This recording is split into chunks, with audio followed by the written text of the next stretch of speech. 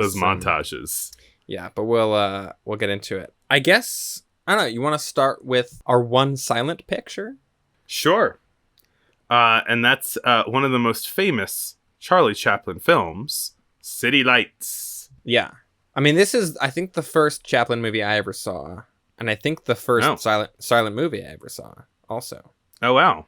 Which is kind of funny because it is so notably, like, not from the silent era. Right. It's like, everyone else has moved on. Everyone else is like, nope, we're doing talkies now. Even the other, like, big silent comedians. And Chaplin, one, I think because he had a big ego and he was like, and could throw his weight around and could do whatever he wanted. True. Was like, no, I'm not going to do that. I'm going to keep making silent movies. But I think that's kind of a cool thing about that is we get to kind of see the further development of silent movies into the sound era because there's one guy still making them. Yeah. And this does do some things that could only work as a silent movie in the sound era, which I think is neat about this film.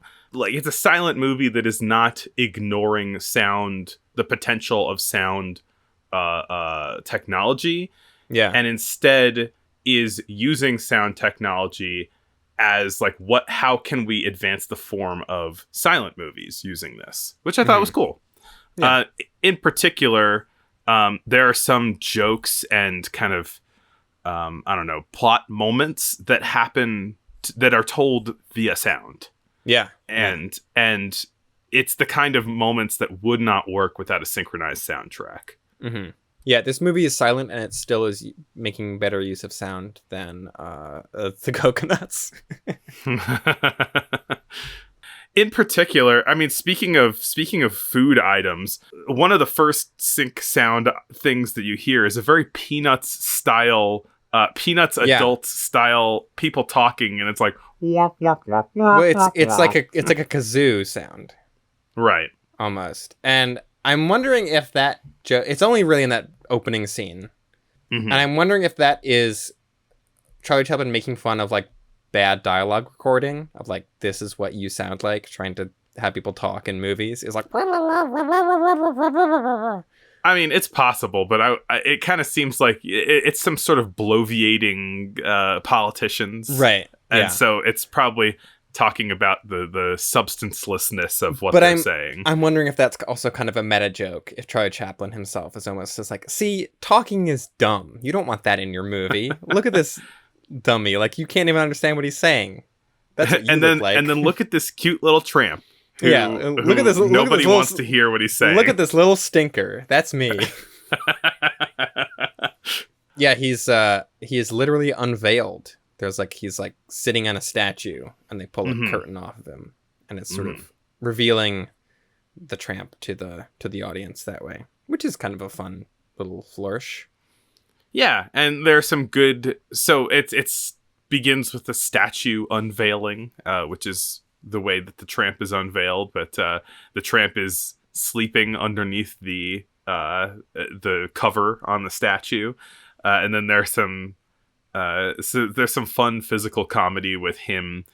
Kind of like there's a sword in it and it stabs him in the pants and he gets stuck on the sword and all of this kind of stuff of statue bits. yeah it's funny that I feel like this movie already, even though it's only being made a couple years after the last few silent comedies that we watched, it already feels like such kind of a throwback. Yeah, it made me wistful for another era, right? There's been such a big shift to sync sound that a movie like this that's like silent slapstick goodness and is like one of the best. It's like, I feel like upon revisiting these old silent movies and watching more Buster Keaton and more Harold Lloyd, I feel like Chaplin sort of lowered a bit in my kind of rankings, I guess. Also just reading more about him as a person and being like, gross. But watching this, I was like, oh yeah, this movie is genius. Like, it's, I don't know, had you seen this movie before? I have not, no. Okay, I had seen it once before and I liked it back then, and it was a nice, it held up for me. I was like, oh yeah, this movie is great. This is like one of like the masterpieces of silent movies, I think. Wow. I maybe it's because I've seen a lot of Chaplin schmaltz by this point. But like, I think it works in this movie in a way that it doesn't in a lot of his earlier movies. Yeah. He finally tuned in on it. He got like all the levels right. All the ingredients sort of like come together in like a really nice stew in this movie, where it's like it's both very silly and very funny, and I think the heartfelt, more poignant moments also really land in a way that I don't know if I think the kid they mostly did, and then like some of the stuff in the Gold Rush I thought was good. Gold Rush is a little harsh. I like the circus. I think the circus works. The quite circus well. actually, yeah, I think. But as he's going, like as he continues to make movies, he's like dialing that stuff in a little bit more each time. Yeah, true. And I think just honing. I mean, he's been playing the Tramp for 16 years at this point. Yeah. And so you can still see him honing it more and more to this like perfect character just before it's taken away. Because Charlie, or as he's known in the director credits of this, Charles, did not really think that the Tramp would work with sound, and they did some tests with the Tramp talking, and it felt weird, so they didn't do it. Yeah, I'm sure. I mean, I guess he kind of plays the Tramp in Great Dictator. That's a very different kind of movie. I'm looking forward to rewatching that. Also, I've never seen Modern Times, which I think is his that's like a partially silent movie. I haven't seen it, but I feel like Chaplin is the only one of those like big three silent comedians, right? Like Chaplin, Lloyd, Keaton, who I think his most famous movies are made in the 30s or 40s. Like, I suppose that's in true. the sound era, and kind of his best stuff too. Like, I think this movie, City Lights, is his best movie that I've seen. I haven't seen Modern Times, but or Limelight. Of everything that I've seen a lot at this point. This is like clearly my favorite of his movies. Interesting. And that's, I don't know, it's just kind of odd that it's like one that he was allowed to keep making silent movies, but then also that it's like he made his best one. Like after everyone else had already abandoned it, kind of. It's not really even allowed. It's just that Charlie Chaplin was loaded and he could do whatever he wanted. Yeah, exactly. Because he owned his own studio. Yeah, and the clout. And he spent like a year and a half making this movie. He spent a long time. I mean, they shut down for part of it, I think, right? But but like there were scenes that they spent like. They did 300 takes on the first scene where he meets the flower girl. He was wearing people prompting down. her to quit and then get rehired. Yeah.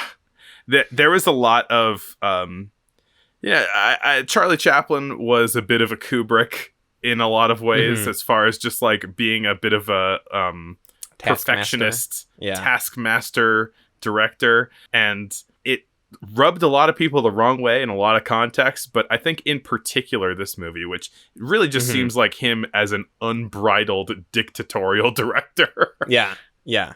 I found a quote from Virginia Cherrill, who plays the blind girl. I think that is her name in the movie, is the blind girl, who like later in life said, "I didn't like Charlie and Charlie didn't like me," and then refused to elaborate more on that. I mean, what else do you need to know? I do think Virginia Cherrill is very good in this movie. You know, the best kind of silent acting, which is like not overdoing it, but being very expressive through like gesture and expression, and you know, doing it in a pretty naturalistic way. It's subtle. I mean, she's playing, yes, like you said, she's playing a blind person, and so that is the instigation of a lot of the plot, which is chiefly that the Tramp falls in love with her, but it is under this context of her mistaking that he is a guy who has a car, so he's rich. But then helpfully he befriends a millionaire who lets him kind of pretend to be rich for various contrivances, and so he can. But but only when Yeah. the millionaire is drunk. When he's sober, he doesn't remember the tramp at all. And so this tension is just him. I don't know. It's not like he's trying to deceive her necessarily. It's just that like he is trying to support her as if he were a millionaire, and he wants to pay for her surgery to be able to see again. Yeah. A lot of the movie, like you're saying, is there's a millionaire who he saves from killing himself while he's drunk, and by tying a rock to himself and then throwing himself into the river. And then the millionaire is so thankful that he says, "Have a car, be my friend. I'll take you out on town." And then promptly forgets as soon as he's sober every time. Yeah. A lot of great hijinks in this. A lot of great, just like classic bits. Restaurant bits, seltzer bottles, eating spaghetti, that sort of thing. Swallowing a whistle, another good sound gag when he accidentally swallows a whistle, and then every time he breathes in, he whistles.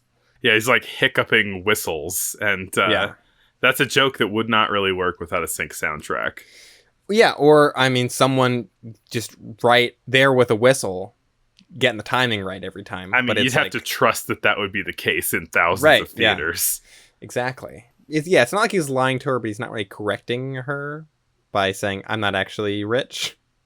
Right. Whenever the millionaire sobers up and forgets that he knows him, he has to go find work. She's also quite poor, and she gets a letter from her landlord saying that if you don't give me $22 but by tomorrow, then you're out on your ass. Yeah. One of the more famous parts of this movie is that he decides to become a boxer for a single match. A guy comes up to him and is like, "Hey, we'll split the money at the end. I won't hurt you too bad." But then that guy finds out that the cops are after him and he has to run. And so a different guy comes in and replaces him that's like the best boxer anyone's ever seen. Who just kind of shows up randomly off the street, but is very good at punching. And we get this whole extended, very well choreographed boxing match with him like hiding behind the referee the whole time and like getting punches in here and there.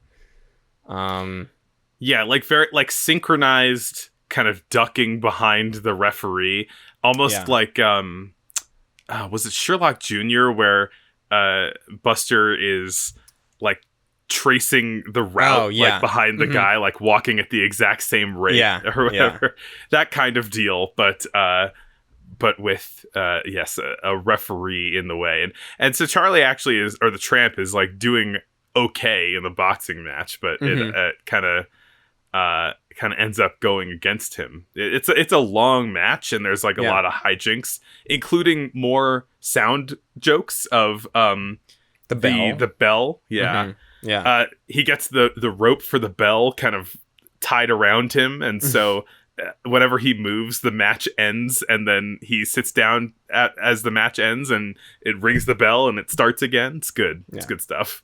That scene is another one that it's like I see in like every Oscars montage of like the history of film. There's always thrown in a shot of the boxing match from City Lights, or it comes up a lot. This movie has a couple of those things in it where it's like, I don't know, this movie's, I feel like if you want like a go-to Charlie Chaplin movie to like pull clips from, it's usually this one. Probably because it's the best one, you know? It's like, I kind of, when I watched this, I enjoyed it, but I was just like, okay, it's another Charlie Chaplin movie, you know? I don't know. I think this one's like so many things that I feel like don't work about his earlier ones, I think work great in this. Like, especially the sort of more poignant emotional stuff where it's like, I'm usually like, kind of rolling my eyes at his earlier ones because it's like, all right, Charlie, we get it. You want us to be sad now. Yeah, the emotional stuff, I think, did work quite well in this movie, especially the scene at the end. The ending for this movie is so good. I love the end of this movie, and it's like, it's very simple, it's very like straightforward. So after the boxing match, the tramp he goes back to his millionaire friend who is drunk, And the millionaire is like, I was like, oh, you need money? Like, here you go. Will $1,000 be enough? He's like, oh, yes, please. And then, unfortunately, there were some burglars in the house, and the millionaire gets knocked out, and then the police show up, and they're like, they catch Charlie, and then the millionaire wakes up, but he's sobered up, so he doesn't remember him. So he's like, why you have all my money in your pocket? And so then he has to escape. So he escapes. He gives the rent money and the eye surgery money to the blind girl, and then leaves and is arrested for the burglary. And there's a time jump. 10 months go by. He is wandering the streets again, penniless. Fresh out of prison. Yeah. Fresh out of prison. Fresh out of the big house. And he comes across the flower shop the girl works at. Or with the money, she was able to start up her own flower shop. She used to sell flowers on the street just to make ends meet. He recognizes her, and she's able to recognize him. I forget exactly what the exact thing that she recognized about him is. So he starts staring at her, and then she's like, oh, I have some kind of weird admirer, but he's cute or whatever. And she can tell that he's, a drifter kind of guy. Tramp, looks a tramp. He looks like even more disheveled than usual. He just looks like incredibly defeated and sad. And so she goes to give him like a coin, because, he's poor, and she wants to help him out. And when she gives him the coin, she recognizes the feeling of his hands. Yeah. And she's like, oh, this guy that's staring at me. She asks him, like, is it you? And he's like, yeah, it's me. And that's nice. That's nice. And then he's like, you can see now. And she's like, yes, I can see now. Because it's like she's, I don't know. It's like the metaphorical seeing in addition to just them being able to actually see each other. It's very sweet, and I don't think it overdoes it in a way that I think some of his earlier ones do. I think a lot of that has to do with their chemistry, even though the actors apparently did not care for each other at all. Yeah, I do think they have very good romantic chemistry in this movie, and it makes that element of the plot really work. Yeah, I watched there's a series called Chaplin Today, which has many documentaries about each Chaplin movie, and this one was interviewing Nick Park from Aardman, and he was kind of talking through his favorite moments from the movie and what kind of influenced him as an animator. But in particular, there was a moment where he was talking about like what set Chaplin apart from Keaton and Lloyd, and he was saying that it was the range, which, I find often that I end up enjoying Buster Keaton movies more than Charlie Chaplin movies, because I get more good laughs out of them. But it is true that Buster Keaton is not really selling the romantic scenes so much, or the pathos like Charlie Chaplin is. And he does a very good job in this movie, for sure. Yeah. As a director and an actor. Yeah. This is the one where it really works for me. And I feel like I'm repeating myself at this point. This is the first Charlie Chaplin movie that he wrote a score for. I think we watched some of the earlier ones with his scores 7 years ago. But those were written later. This was the first one that he actually wrote a score to. And it's good. It's a good score. Yeah, it works. I love this too because it gives you an idea of... It gives you like a somewhat contemporary idea of what silent scores sounded like or would have sounded like in just a year or two before. Because it's somebody like writing a silent movie score that is recorded and synced to a silent movie. Yeah, great movie. But yeah, it's like, it is kind of an interesting artifact in film history, I think, for the reasons that we've talked about. Yeah, I really, really like this one a lot. I liked it okay.